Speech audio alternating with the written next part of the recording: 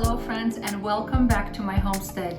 So today was a massive harvesting of herbs in my homestead, and I had some help to bring all these guys inside. So I want to introduce you to this plant. They're kind of short, it's kind of young. Tulsi, or also Holy Basil. So Holy Basil has a whole bunch of different names, but the most common one is Tulsi. So what is it for and why am I growing it? Well, let's see. It is high in vitamin A, vitamin C, iron, and it is good for so many ailments. So let's see. Oh, also zinc. It is high in zinc. So it's good for nausea, vomiting, diarrhea, inflammation. It's good for increasing metabolism. So if someone who's struggling with weight, this is good to deal with metabolism. But also it is a natural antibiotic and antifungal. I like to dry this and store it in a dry form to make tea infusions later in the winter. And like I said, I think I have mentioned in the past, God always gives us what we need. So I have a lot of these growing in my garden. I'm going to be cutting them up into little chunks and little pieces like that. And I'm going to dry them in my dehydrator. And then it's probably, because it's very mild and it's almost like grass-like. So it's going to dehydrate, I'm going to guess, in about 4 to 6 hours. So I'm going to keep an eye on it because I don't want it to get cooked. I just want it to be dehydrated.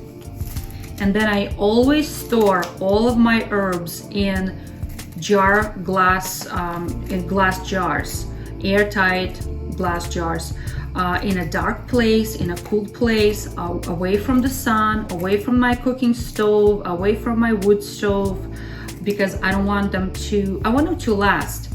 So there is a debate among herbalists how long the herbs can maintain the benefits. So the school of thought is it's about 2 years, but towards the second year, it begins to lose its benefits. I have to say, my kitchen smells so good right now. So good. So I'm going to be making infusions with it. It's very good for inflammation, but they also can be infused in oil, and that oil can be used for eczema and for some other skin issues. But I'm not gonna make oil infusion. I'm gonna make this into tea, because besides the inflammation, Tulsi, or the Holy Basil, is also good at natural reducing and kind of balancing everything. So reducing stress, anxiety, and come on, in today's world, we are surrounded by anxiety. So can you imagine coming home after a difficult day, whatever you had to face, you make a nice tea with Tulsi that you have in your cupboard, and voila, you can relax and go to sleep. It's also been known to be used to be like a mild pain reducer. I cannot claim that it's a strong one at all. I wouldn't say that, but I think in altogether, because it is relaxant and kind of stabilizing everything, I can see how this can be helpful to reduce pain. Anyway, friends, I'm just cutting things up. If you ever go to a supermarket and stop at the aisle where they sell herbal teas and look at the weight, you basically pay more for packaging and for the tea bags themselves than for the tea inside those bags. I was just looking at for how many ounces of tea and how much it cost, and I was blown away that you can grow this at home or go to a farmer's market, because last year I didn't grow any Tulsi, but I went to a farmer's market in my town, and I was surprised that there were a lot of people selling this. So I bought a few bunches. I came home, I dried it, and oh my gosh, it was such a wonderful addition to my tea that I make in the winter. I think I should shoot a video and show you how I make my tea, because I have a special combination tea just for me, one just for my husband, one for my children. But yes, this Tulsi dry tea is part of my daily tea that I drink in the winter months. And when I say winter months, it's more like October on. And I keep drinking that every day. And it doesn't require a lot of it, but it's a good addition. So I'm gonna put this in a dehydrator, and I like to dehydrate this in a dehydrator. Why? Because it has such a low, mild temperature. The herbs should be dehydrated like 105, 110, 115 degrees of Fahrenheit.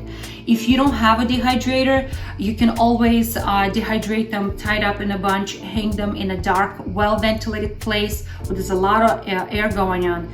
But we live in such a humid environment in southern New England that drying in without a dehydrator is very difficult.